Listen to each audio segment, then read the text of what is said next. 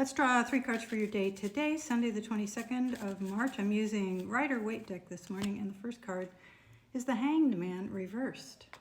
There's something you need to let go of. Remember we were talking yesterday about how there was this stuckness and that what was needed to get out of it was just action of any sort, to take a step in any direction. It didn't need to be the quote-unquote right one, because sometimes there is no obvious right way to move. We just move to kind of continue the process rather than staying in place.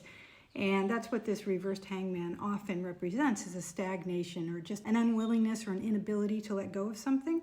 However, one thing I really love about this reversed hangman is that he's in this kind of a river dance stance. And the reason he looks not particularly distressed is because he's not buying into this whole paradigm of being upside down or being stuck in place. He hasn't relinquished his agency, even though it appears that way. So this card suggests that this feeling of stuckness or this paralysis isn't real paralysis. It's just a question of perspective. So maybe step out of yourself a little bit, look at the bigger picture, and see if there is an assumption you're making that isn't real or isn't as much of a determinant as you think it might be. And sometimes the thing that we need to release our grip on isn't external. It's not about our circumstances. It's more about some internal thing that's keeping us stuck, like a narrative we think we need to fulfill.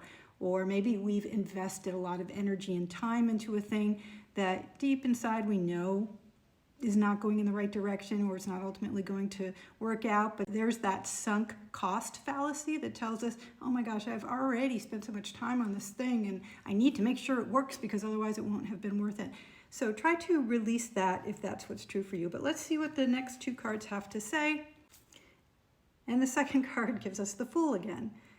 And yesterday we had the Fool in the Morgan Greer deck, and that was our final card if I'm not mistaken. So whenever we have a card jumping decks, we need to pay attention to that because there's a reason.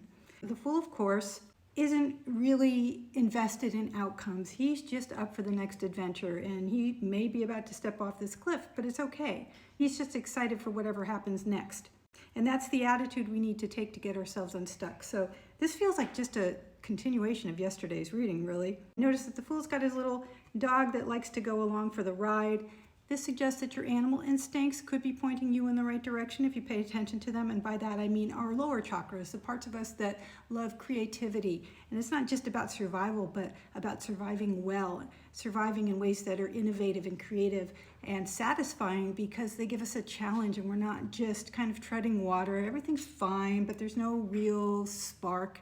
You know what I mean? So this next adventure may be about confronting difficult circumstances with, like I said, a change of perspective or just a willingness to let go of outcome and step forward into the next phase, welcoming the uncertainty as opposed to dreading it.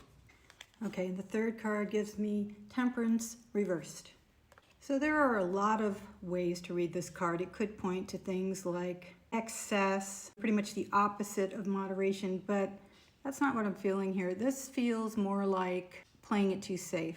We had yesterday that Knight of Swords, which was analysis, paralysis, and then we had the final card, the Fool, telling us that it's time to leap, it's time to just jump into the next phase, whatever that is. And then today we see the Hanged Man telling us we're stuck in a wrong perspective, and then the Fool again. So it's like the universe is coming forth and saying, you need to address this, because otherwise you're just playing it so safe that life is going to be uninteresting and, not really furthering your learning, which of course is why we're on this planet in the first place, is to learn what we're truly made of, what we can do with the energies we have. And there are so many forces in society, as you know, I'm sure, that like to keep us producing things that keep the system humming, but just keep us as cogs in the wheel rather than sovereign beings who are here to fully explore what it means to be human, what it means to be a spiritual being in a physical environment, in a human body, and what we can do with that. So much squelched potential is what this feels like. It just feels like playing it safe because that's what the narratives tell us to do. That's the way we avoid making mistakes. The Fool is like, no, go make a mistake. So what's so bad about making a mistake? You just course correct afterwards. That's what the journey is about. Making the mistake is not the negative part. It's when you don't try that you end up having regrets at the end of life. So Now, not necessarily the time for temperance is what I think this card is saying to us, even though that's not a traditional reading. That's what I'm feeling here. So to sum up this spread, the Fool appearing twice in 2 days and in 2 different decks is an unmistakable message from the universe that this situation needs to be addressed and that you haven't taken that leap yet. And the Temperance reversed card says, stop playing it so small, stop playing it so safe. The Fool already has the essence of the attitude you need to move forward. Why not take a risk? Why not take a leap into something unknown? The worst that could happen is you make a mistake and you have to correct course, but that's not necessarily a bad thing. That's just part of how it works on this planet. And even though temperance is usually about balance, too much quote-unquote balance can create its own sort of imbalance. So hopefully that gives you something to think about. Let me know if this resonates with you in the comments, and like, follow, and share. See you tomorrow.